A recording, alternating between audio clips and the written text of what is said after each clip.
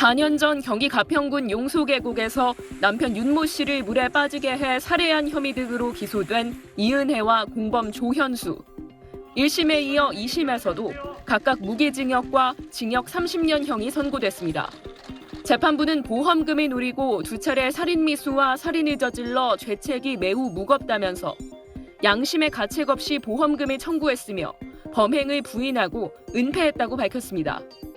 다만 항소심 재판부도 이들이 물에 빠진 남편 윤 씨를 일부러 구하지 않아 사망에 이르렀다고 보고 1심 판단과 같이 부작위에 의한 간접살인만 인정했습니다.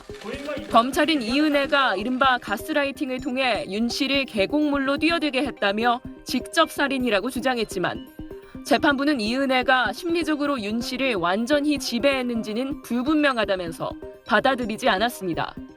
이런 가운데 이은혜는 수감 중인 상태에서 보험사를 상대로 남편의 사망보험금 8억 원을 달라는 소송을 진행하고 있는 걸로 드러났습니다.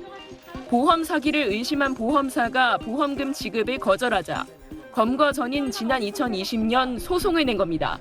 이은혜는 보험금, 금전에 대한 미련이 아직도 많아서 참 욕심이 많은 사람이구나. 네, 아직 정신을 못 차린 것 같습니다. 이은혜의 형사사건 공판 결과를 보고 판단하겠다며 약 2년 동안 잠정 중단됐던 보험금 청구 소송 재판은 다음 달 30일 재개됩니다. SBS 하정현입니다.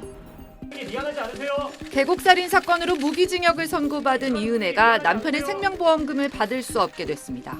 서울중앙지법 민사합의 18부는 이은혜가 남편의 생명보험금 8억 원을 지급하라며 오렌지라이프 생명보험 주식회사를 상대로 낸 소송에서 원고의 청구를 기각하고 소송 비용은 원고가 부담하라고 판결했습니다.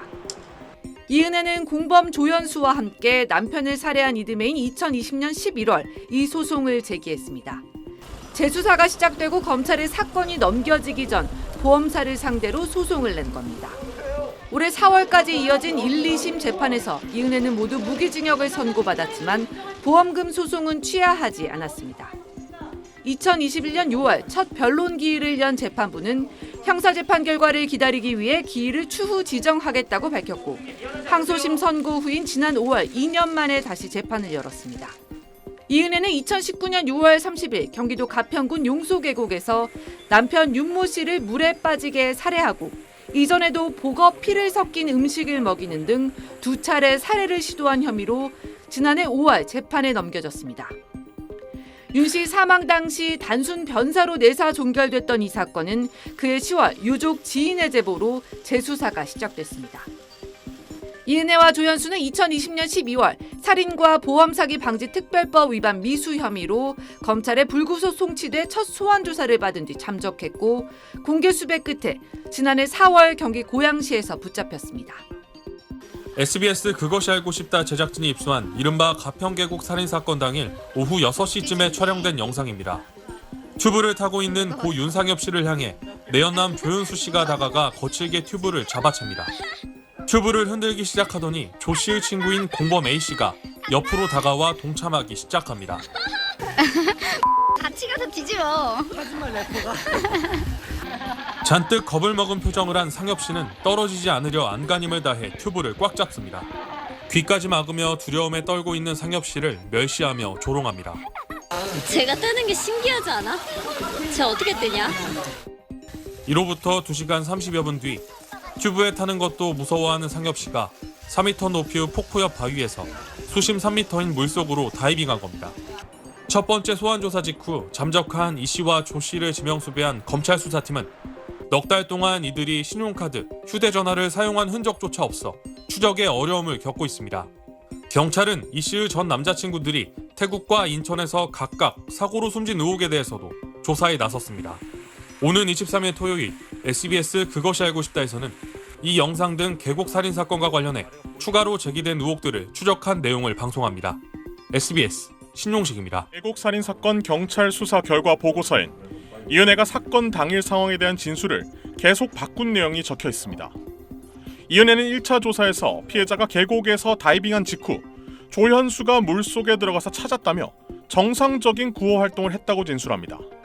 하지만 두 번째 조사에서 조현수가 다시 물속으로 들어가서 찾으려고 했던 것으로 알고 있다고 말을 바꾸더니 그 이후에도 조연수가 어떻게 하고 있었는지 보지 못했다.